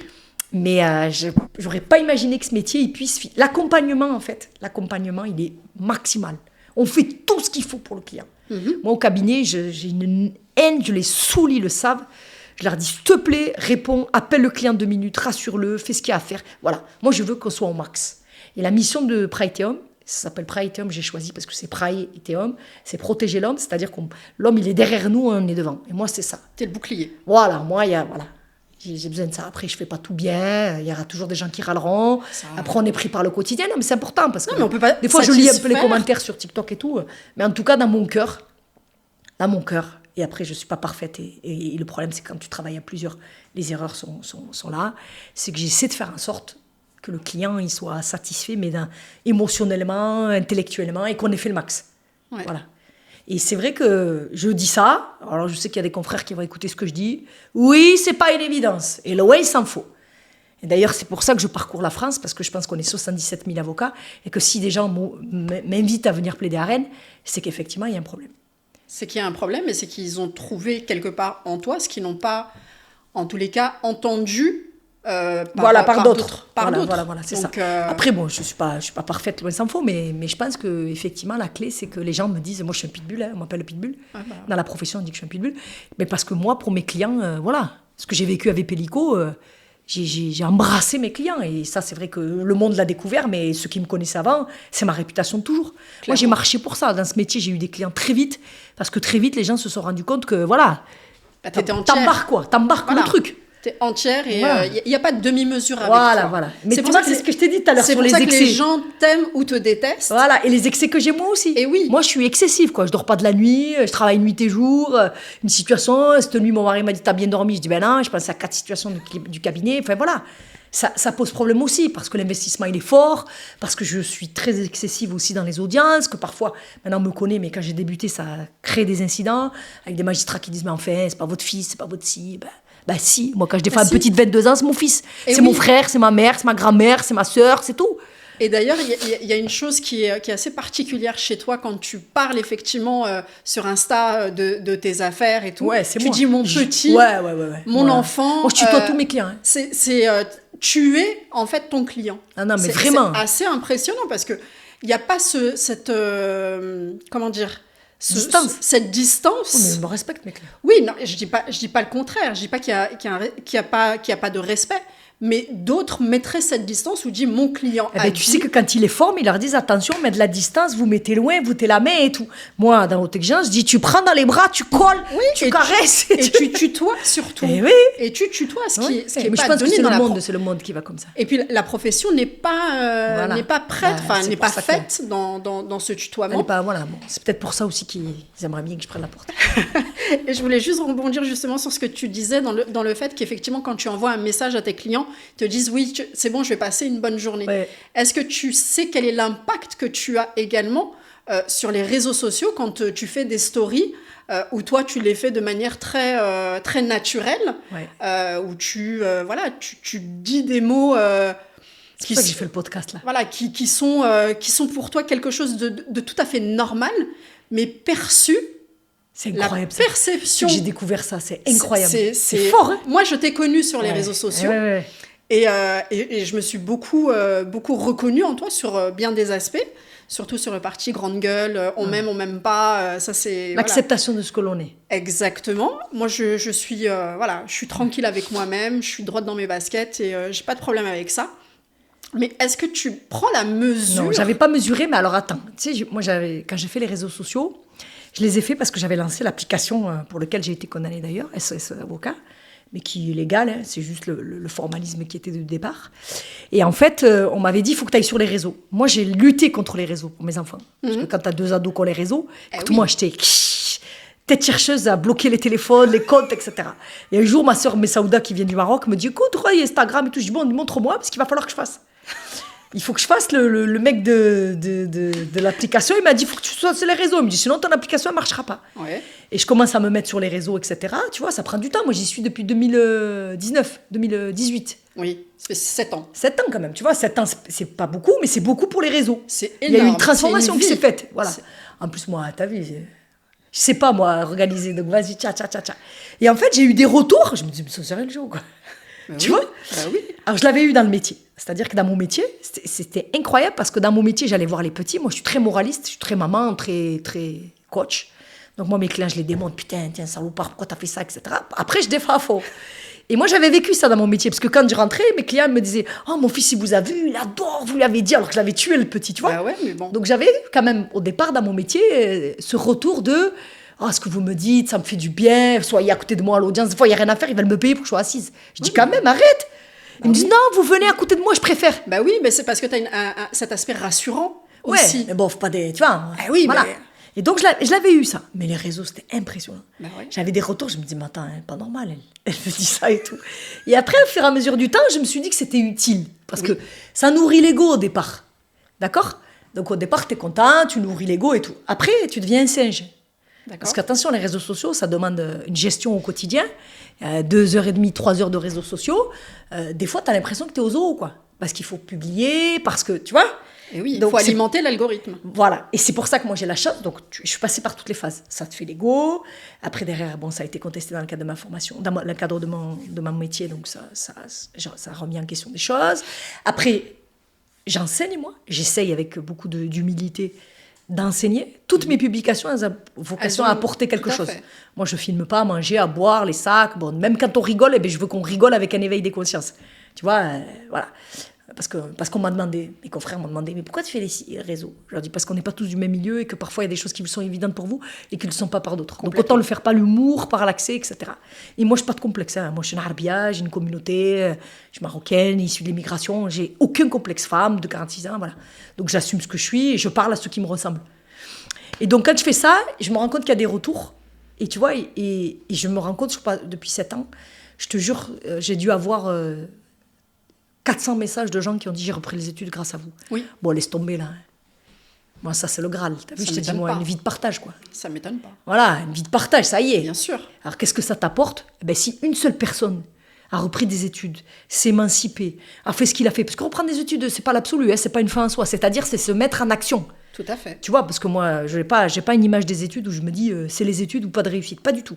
Mais se mettre en action, laisse tomber. Et donc, oui, alors, l'idée d'avoir des termes qui sont... moi, je pense pas que ce soit les termes qui génèrent des choses, mais je pense que c'est permettre d'accéder à quelque chose que ces gens-là n'ont pas, peut-être. Tu vois ce que je veux dire?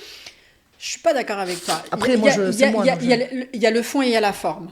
Oui. Il y a le fond, il y a la forme. Il y a les termes, effectivement, que tu utilises, mais c'est toi, enfin, une autre personne pourrait dire exactement les mêmes choses et l'impact ne serait pas le même. Oui, mais parce que tu sais ce que je règle aussi, moi. Je permets aux gens de régler plein de choses. Moi, j'ai eu la chance de réussir en étant moi. Et plus moi. J'ai les baskets, j'ai les cheveux bouclés, j'ai le langage des quartiers que j'assume et que je dis que c'est un accent de la République. J'ai ma religion pour moi, etc. Et je pense que je renvoie simplement l'image à des gens qui longtemps ont été complexés, parce que cette société elle nous a complexés pendant des années, elle continue à essayer de nous complexer. Encore et ce plus. qui vient de se passer encore, voilà. Et en fait, moi, je renvoie aux gens que c'est possible. Et souvent, j'ai des messages, authenticité, t'es ce que t'es, etc. Bon, moi, je te l'ai dit, je suis pas tolérante à la souffrance, donc je vais pas me transformer. Non. En plus, je serais ridicule. Donc, ça se verrait à 10 000. Et je pense que c'est ça aussi. C'est-à-dire que tu dis que toi, tu t'es vu en moi, et ben tu vois, c'est que finalement, je renvoie un miroir où je te rassure et tu te dis, ben, what if, hein, ouais, en fait, elle est pas complètement dingue. Quand les autres lui disent que ça va pas, parce qu'on passe nos vies à être entouré de gens qui veulent nous envoyer des bons points. C'est clair. Et ils envoient rarement des bons points. Hein. Et nous mettre dans un Voilà. moule, Et surtout. donc, moi, je renvoie l'image. En plus, je suis avocat. Dans notre communauté, avocat, ma mère, elle laisse tomber. Elle veut mettre, il y a Hassan 2 et il y a moi là. Alors que j'ai des sœurs qui sont diplômées. Paix à son âme, Hassan II. Ouais, elle est là et moi je suis à côté et ma fille elle est avocat quoi. Elle m'a dit c'est- envoie-moi un livre, je l'accroche. Non, La fierté, non, mais quand même. Ce que je veux dire c'est que comme je suis avocat dans notre communauté, je renvoie en plus l'image de quelqu'un qui a réussi sans se fourvoyer. Oui. Donc c'est ça plus. Et moi je suis consciente de ça. Je l'ai temporisé et je me dis putain s'il y a moyen de leur dire que oui c'est possible. Et en plus je renvoie aussi, j'ai réussi financièrement moi. Tu vois, moi je suis riche, je ne veux pas le dire. Ouais. Très sympa. Et donc je dis aux gens, tu peux avoir des sous, tu peux être musulmane, tu peux être scandale, tu peux pas être obligé d'être maquillée comme il faut, tu peux te montrer naturel, tu peux avoir une gandora, tu peux crier, il y a des gens être qui disent toi. j'en ai marre, tu cries. Et Tu peux juste être toi, en voilà. fait. Et c'est notre communauté, ça crie. Bah oui. Moi, Bah j'ai des oui. filles, elles me disent j'en ai marre, je vais arrêter de te suivre, tu cries. Elles me le disent 5 fois. Je dis oh, la dernière fois, tu devais te décrocher déjà. Tu vois. Finalement, elles aiment ça. Elles disent Elles aiment ça. Elles disent, Sinon, la elles resteraient zézine de pas. Nadia, elle fait que crier. Bah oui, mais bon. Et en fait, ça renvoie à ce qu'on est. Tu vois, le réseau social, c'est un miroir. Ouais. Et tous les gens qui me détestent, c'est le miroir de ce qu'ils ne veulent pas. Et tous les gens qui m'adorent, c'est leur miroir à eux. Voilà. C'est clair. Donc moi, je suis une femme de thérapie. Et avec Pellico Arabi, j'ai rendu compte qu'il y avait des gens qui devaient aller se faire suivre. Qui généraient beaucoup d'angoisse chez eux. Je générais beaucoup de... Ça, c'est le moins qu'on puisse dire. Ouais, Ça a été une une douche, période... une douche, ouais. Tu te présentes aussi comme coach de vie. Ouais. Qu'est-ce que cette activité t'apporte à toi et à ceux que tu accompagnes? Alors, moi, j'ai voulu faire coach parce que le métier d'avocat, comme j'ai dit, c'était pas un métier passion, c'est un métier où, voilà. Et comme je suis une femme de challenge, j'avais envie de partager. Et mes premiers amours, c'était l'enseignement. Le coaching, c'est l'enseignement. Hein, Toi, à la base, tu voulais devenir prof de droit. Voilà, prof de fac, d'université, tu sais. On appelle ça les maîtres de conférences. Oui. Okay. Ou professeurs agrégés, etc. Et donc, en fait, ce que tu dis, les réseaux sociaux, et à travers les réseaux sociaux, ça m'a apporté autre chose. Ça m'a apporté la mise en lumière de mon fonctionnement. Ça aussi, c'était ce que j'avais pas. Parce que moi, j'étais entourée que de gens qui me disaient « T'es malade, t'es folle, tu travailles trop, t'es pas normal, etc. » Moi, Je te rassure encore aujourd'hui. oui, mais j'ai des gens qui disent « Ouais, la productivité, ça fonctionne, quoi. » Oui. Alors oui. que moi, j'étais entourée, moi, je passe mes journées, on me dit « Ta vie, je kiffe pas, tu me fais pas rêver, tout le temps. » Passe ton chemin. Oui, mais j'avais que ça, moi. Et quand j'ai commencé à être dans les réseaux sociaux, les gens, ils m'ont dit « Mais comment tu fais ça? Mais comment tu fais ça ?» Donc, tu as quand même des gens qui renvoient l'image de quelque chose de positif. Oui. Et tu sais, moi, pour réussir, j'ai mis en place des stratégies. C'est-à-dire que c'est pas le hasard. J'ai mis en place des stratégies, j'ai travaillé sur les neurosciences, tu vois, je fais le rééquilibrage cognitif, donc j'ai mis plein de choses pour me permettre de pouvoir maintenir le rythme que j'ai. Et donc les réseaux sociaux m'ont renvoyé l'image en me disant, ben nous on veut aussi, tu vois. Et ça a été pour moi l'occasion aussi de pouvoir concilier le fait que dans mon métier, plus tu es connu, plus tu as des dossiers qui sont compliqués, et plus la marge de manœuvre qu'est la nôtre, elle est difficile. Donc j'ai commencé à devenir avocat des assassins, donc dans un dossier d'assassinat, que tu veuilles ou tu veuilles pas, on ne gagne pas. Ouais, donc tu es toujours dans le drame. Il n'y a que des perdants en fait aux assises, voilà, de toutes les manières. Donc, oui, mais quand tu confrontes tous les jours ça, quand tu commences à avoir des situations où tu gères même un divorce, il n'y a personne qui gagne. Des fois, je me dis, ouais, mais elle voulait être comme... Il y a un client qui m'a dit, il y a 3 jours, moi j'étais un bon papa, il me dit, et elle n'était pas bonne mère. Je lui dis, c'est pas comme ça que vous devez raisonner. Il n'y a personne qui a gagné, il n'y a personne qui a perdu. On est ce qu'on est et on fait. Exactement. Donc on était dans des situations où tu gagnes pas. Moi, je suis une gagneuse quand même, il faut gagner. Bah oui. Donc c'est frustrant quand même. Parce que tu es toujours en train d'essayer de mettre des pansements, quoi. Bah, t'es l'urgentiste en fait. Voilà, et T'es moi ça je l'urgentiste. voulais pas, alors que j'avais quand même la prétention de me dire que j'allais sauver les gens. On a toujours l'impression d'être un grand héros. Et donc alors le coaching, ça me permet d'intervenir avant. C'est-à-dire que ce que je faisais déjà dans mon métier, parce que moi je suis très moralisatrice, je donne des outils, j'appelle les gens comment tu vas, etc. Il y a quand même la dimension psychologique qui est très forte. J'ai voulu communiquer mon savoir-vivre, ma façon de vivre, mes stratégies de réussite. C'est une stratégie de réussite. Et donc j'ai fait le coaching. Et moi, c'est génial pour moi parce que tu te sens moins seul aussi. Parce que tu veuilles ou pas, même si les clients, tu les tutoies et tout, tu restes quand même dans un rapport professionnel. Bien sûr. Alors que le coaching, j'ai rencontré des gens comme toi, j'ai rencontré des gens comme Ilem, j'ai rencontré des gens... Moi, je suis convaincue d'une chose, incroyable, la femme.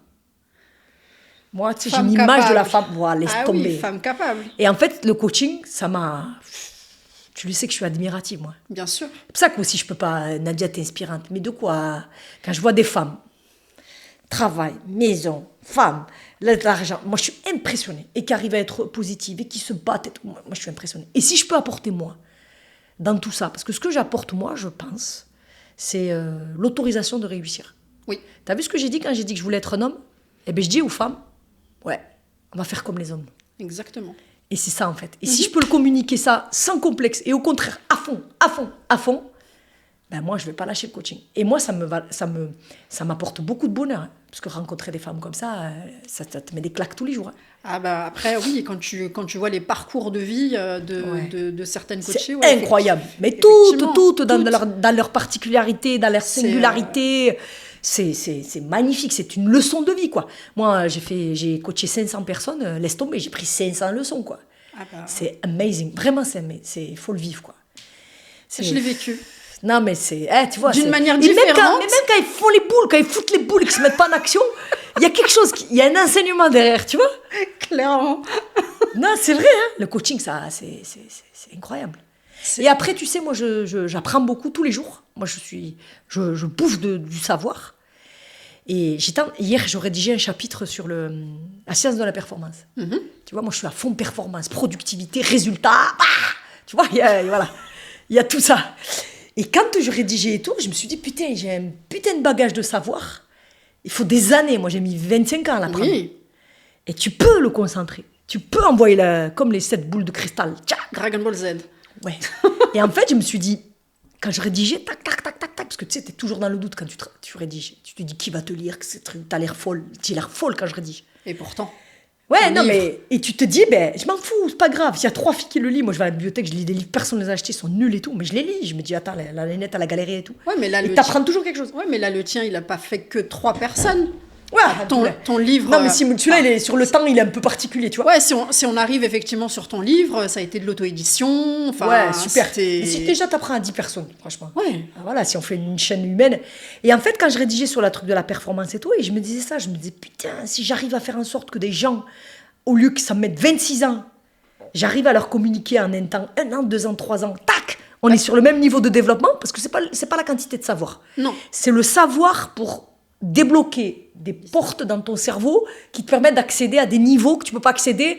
Tu sais, c'est comme on peut pas devenir un marathonien si on fait que 10 km. Malheureusement, il faut faire des milliers de courses. Mais si on peut éviter ça aux gens, et je pense que c'est possible, tu vois, pour arriver au même niveau de réflexion, en fait, tu leur permets, toi... Je voudrais leur permettre, avec beaucoup d'humilité, de dire, écoutez les gars, on va pas faire 26 ans comme Nadia. Parce que moi, je suis autodidacte de tout. J'ai rêvé d'avoir un mentor, j'ai jamais eu de mentor. Eh bien, je me dis, attends Nadia, tu peux toi leur faire gagner 15-20 ans, quoi.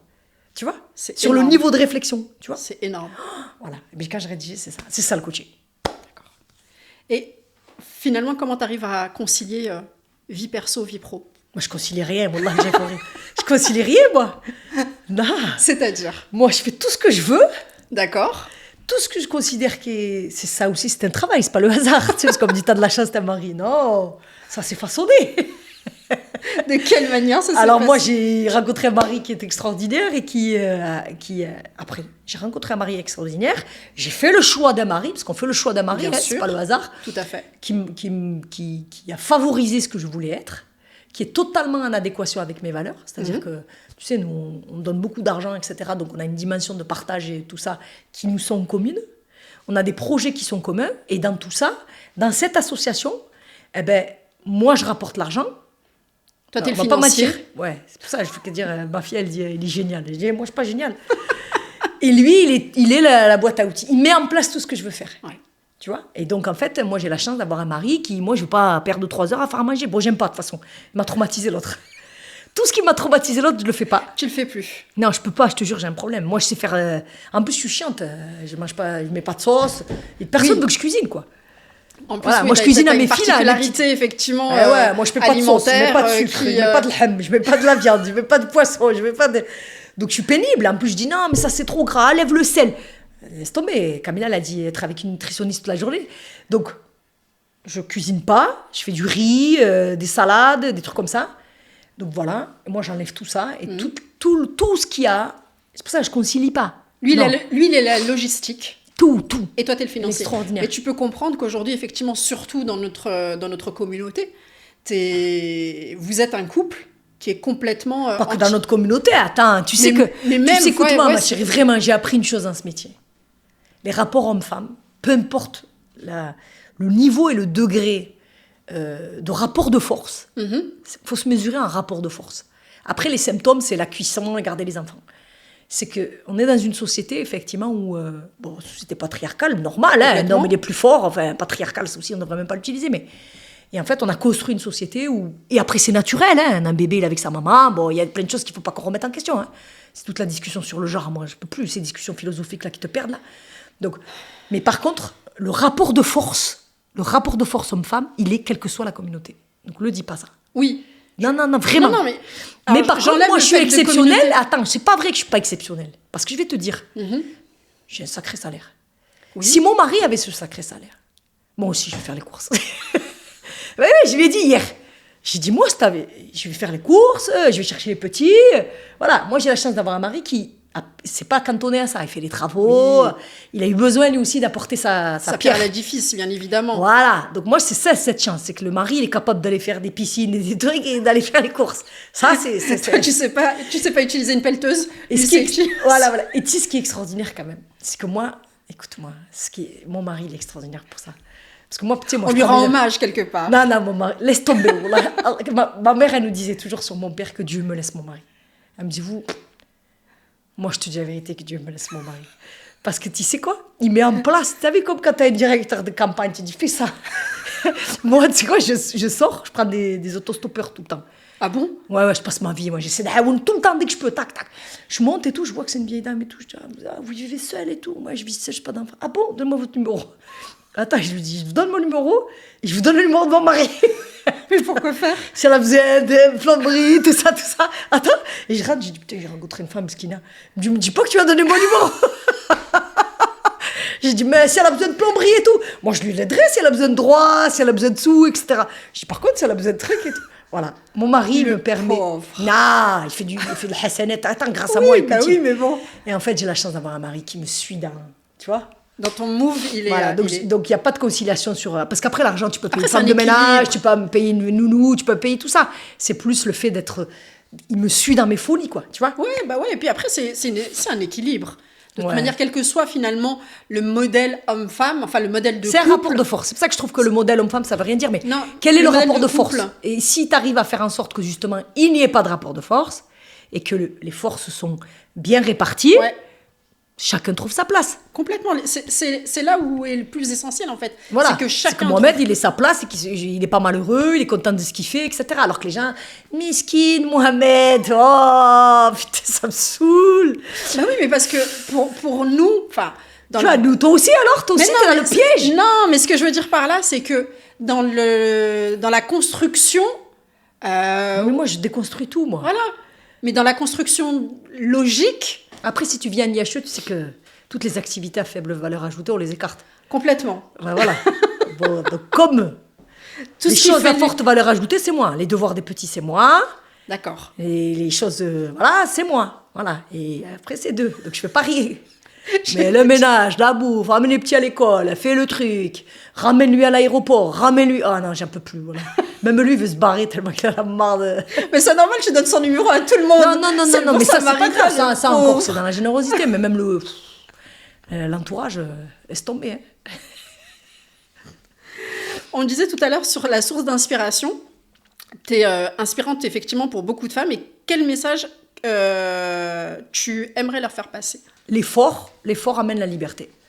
Mais vraiment, parce que le problème, c'est que très souvent, les femmes, les femmes et les hommes d'ailleurs, hein, parce que j'ai beaucoup d'hommes aussi, c'est que les gens, ils pensent que c'est bien, parce que les réseaux sociaux montraient l'effort que je fournissais. Tu sais, ça aussi, ça a été la découverte pour les gens. Parce que les gens, comme je donne l'impression de légèreté, beaucoup de légèreté, les gens, ils pensent que je me réveille le matin, comme ça, j'arrive à l'audience, tac, je crie, je repars. Voilà. Le pitbull. Voilà. Et en fait, les gens ont découvert grâce aux réseaux sociaux, même mes confrères, ma famille aussi, je pense aussi, la quantité de travail que je fournissais. Ah oui. Et en fait, ce que je veux dire, c'est que à force d'efforts, on sera libre. Après, à chacun de définir sa liberté. Moi, je suis pas du tout... j'ai pas du tout d'a priori sur les libertés de chacun, et il n'y a pas mieux qu'eux ou meilleur qu'eux. Par contre, l'objectif, c'est effectivement l'équilibre et l'apaisement. Et je dirais aux femmes qu'il faut se donner les moyens, aux femmes et aux hommes, de fournir des efforts conséquents, orientés, et elles accéderont à la liberté. Si devant toi, tu avais la Nadia de 20 ans, tu lui dirais quoi? Je lui dirais bravo, Abeti. Bravo, bravo. Non, je lui dirais que j'aurais fait des choses autrement. Ouais. Qu'est-ce que tu aurais fait autrement? Eh bien, j'ai quatre enfants de 4 pères différents. Et alors? Non, mais j'aurais fait les choses autrement, parce que j'ai eu des périodes de ma vie où je fais n'importe quoi. Je veux le dire. Ouais, mais c'est ce qui t'a construit finalement. Ouais, mais on peut éviter, on n'est pas obligé de toujours être dans Moi, j'ai toujours... Tu sais, j'étais dans des périodes où je pensais que tous les 5 ans, il m'arriverait des catastrophes. Parce que tous les 5 ans, j'ai été amenée à gérer des catastrophes. Et je me disais, putain, mais je vais mettre un terme à ce cycle-là. Et en fait, c'est des choix que j'ai fait. Complètement. Et donc, j'aurais dit bravo sur... Tu sais, mon père, là, Rahmo, il disait toujours. Moi, j'ai perdu mon père, j'avais 18 ans, il disait, Nadia, je m'en inquiéterai jamais. Et je vais dire, ouais, t'as vu, j'ai rempli, quoi. On avait le même père, alors. Ouais, c'est pas fini, hein. J'ai que 46 ans, et j'espère qu'Allah subhanahu wa ta'ala va me faire vivre jusqu'à 100. Mais je dirais que, bon, on est allé où on voulait aller. Mais par l'effort. Toujours l'effort. Toujours. Et juste pour finir, c'est pour toi, quelle est la prochaine étape que tu rêves d'atteindre? Ah, mais tu sais, alors, écoute, je suis revenue sur tout ça. L'étape, non. Enfin, c'est pas les étapes, non. Ce que je t'ai expliqué, voilà. Graal, alors pour toi, ou le prochain, la prochaine ambition que tu as. Alors j'en ai plein, moi. Hein. Je le vis pas comme ça. Alors comme j'ai 46 ans, avant je disais dans 10 ans, je fais plus ça. Je me suis rendu compte que j'avais vieilli, parce que ça y est maintenant, il faut 2-3 ans. Mais en fait, il n'y a pas de... Comme je t'ai dit, comme les épreuves, c'est pas vécu comme des épreuves, plutôt comme des virages, je mets en place des choses, et j'ai pas d'attente particulière, parce que je trouve que le pire pour l'être humain, c'est les attentes. J'ai pas d'attente particulière et j'ai pas de deadline. Je fais les choses, mais mon souci à moi, c'est de toujours trouver cet équilibre, quoi. D'accord. Tu vois ? Et en fait, le reste, c'est juste des espèces de bouées, des arrêts. Des ajustements. Allez, on va vers là, après on va vers là, après on va vers là. Je pense que j'ai réussi à plus attendre quelque chose de particulier. Tu vois ce que je veux dire ? Ouais. Je suis totalement détachée par, de toute façon, la réalisation d'objectifs matériels. Mais t'as pas d'objectifs ? J'ai plein d'objectifs, mais c'est ce que je te dis. C'est pas des deadlines. Pas forcément en deadline, mais en objectif à venir. Demain, là, sur les 5 prochaines années, on va pas partir sur 10 ans, mais sur les 5 prochaines années, qu'est-ce que tu t'es fixé comme objectif ? Je voudrais être écrivain, moi. D'accord. Voilà. Je voudrais faire des livres. Vivre de ça. Être en capacité de pouvoir écrire et faire des conférences. Alors 5 ans, je ne sais pas, parce que je me dis, bon, il y a des choses à faire, mais c'est ce que je voudrais faire. Je veux essayer d'enlever le plus de contraintes possible. Merci pour tout ça. Ton parcours, on va conclure par ça. Ton parcours, c'est une véritable leçon de vie. Et c'est inspirant de voir comment tu t'es battue pour arriver là où tu en es aujourd'hui. On comprend mieux maintenant ce qui fait ta force et pourquoi tu as toujours cette énergie à revendre. Merci pour ta transparence et pour l'exemple que tu donnes à toutes celles et ceux qui doutent parfois de leur propre capacité à se relever. Merci. Je t'en prie.